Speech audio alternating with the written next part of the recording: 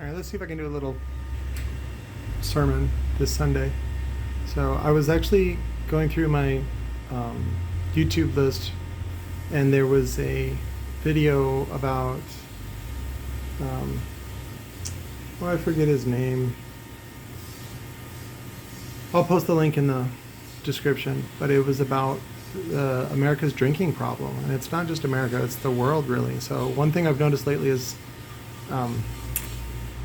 drugs and alcohol, THC in everything you buy. There's like billboards that say, weed infused pizza and pudding and all kinds of weird shit. And again, I'm not against any of that stuff. Just the problem with it is that those sorts of things are distractions, and they distract not only from your personal work, but also from any kind of healing that you're trying to do, or just projects, work, life stuff. When my niece and her boyfriend got custody of her sister, our niece, Everly, I was really concerned about her drinking, and both their drinking. And they're millennials, they're in their 20s, and they just, they're like, there's nothing wrong with drinking, because there's no signs left anymore in society about how, it's not how bad drinking is, even though recently they finally published a paper talking about any alcohol is poison. It's poison for your brain, and it hurts your liver, and it hurts your brain, and all kinds of stuff. And that doesn't stop me occasionally from getting buzzed. But young people especially, I ran into somebody on Friday, a young person that wanted to fight me, because even though he was wrong, but it's just it's an arrogance that young people have, because they've never taken a loss. Like, they think that the COVID pandemic was like tragic. Like, no, you didn't see the recession. You didn't feel the recession of 08, 09. That was hard. And then, that's not even like what my parents went through with Vietnam and, the 70s and all that kind of shit. So there was, and even the first housing crisis from the 80s, but anyways, it's a slippery slope, man, when you start getting into alcohol and, of course, drugs. Again, I'm not against making consensual activities illegal. Those are called consensual crimes, and those things include drugs, any sort of alcohol, sex for money, what is the other one? Gambling as well. Those are all consensual crimes. So, but and again, if you really want to read about some good work that was done by Peter McWilliams, he wrote a book called Ain't Nobody's Business If You Do, and it makes a fantastic gift for just about everybody, especially people that are righteous about. What's funny is there's a lot of Christians out there that are righteous about being a Christian, but all they do is follow the Old Testament, which, of course, if you're watching The Handmaid's Tale like I am, you're like, this is what happens when people take that, well, this is what the Bible says, and you're like, you're a dick. Jesus said, let's eat some pork and some shrimp and fucking party, because that book is dumb. If you just love one another, you don't have to tell people, thou shalt not kill, thou shalt not covet, all that kind of stuff, because you love one another. Love thy enemy, love thy neighbor, all that kind of stuff. So I just think it's very hypocritical, and it's very convenient for a lot of people. And typically these Christians, get into some sort of power, whether it's a small town or, even in a larger town like I'm in, and they get on the city council or they become mayor or whatever. And it's a corruption on a whole other level. And it's so weird too, because out of one side of their mouth, they're talking about how much faith they have, but yet they do some really shitty things. But it's either for your own good or it's because they know better.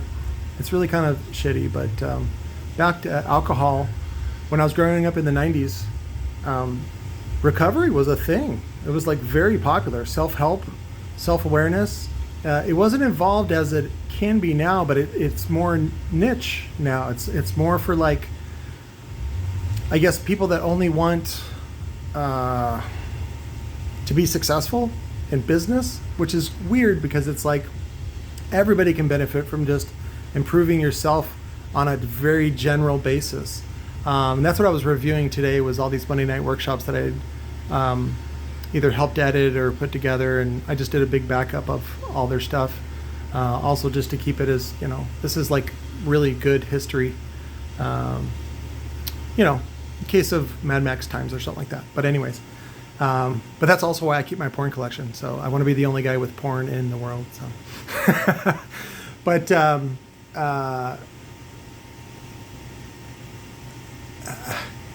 the words that I told my niece was that I said, I'm worried about you because you don't understand your grandparents' problems with substance addiction. And it's really not about substance. Any kind of, and when you get into the AA and 12-step meetings and things like that, one of the problems with them is that it's very limited. It's a good start, but it's very limited. Really what, they talk about, if you're an alcoholic, then you're always an alcoholic. And ultimately, that's not true. What is true is that most all of us experience or choose some sort of self-pity. Really, the enemy is self-pity. It's not alcohol or drugs or sex or any of those things. Those things are all distractions from not only from our true intent, but our true purpose, if you work on fulfilling that. And when you work on your purpose and have good intent, meaning like, you want to love other people, you want to succeed, but you don't want to hurt anybody else, that sort of thing. That's a very difficult road. It's a very, it's not wide, it's not straight, it's very narrow and is tricky. And it's going to cost you a lot of relationships along the way, because you're going to find out really quick who is your friend and who is not. And what I've learned is that it's a lot like the life of a hummingbird. This is something I learned in when I was doing Excel, which was a multi-level marketing program. And there was this I think it was a former high school coach like Paul Orbison.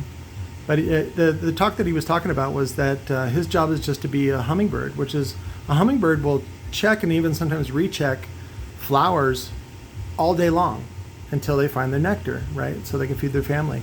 And really, what I discovered was that that's a lot of life, is really just going through the numbers. Like when I talk to people about sales and things like that, I actually do want to do a sales video to show you guys how I sell and how I feel comfortable selling. And it's a lot different than anywhere else you're going to go. So because it's not strong, it's very weak, but it's it's the most honest and healthy way to help people, rather than just helping myself and taking advantage of people. So, but that's for another video.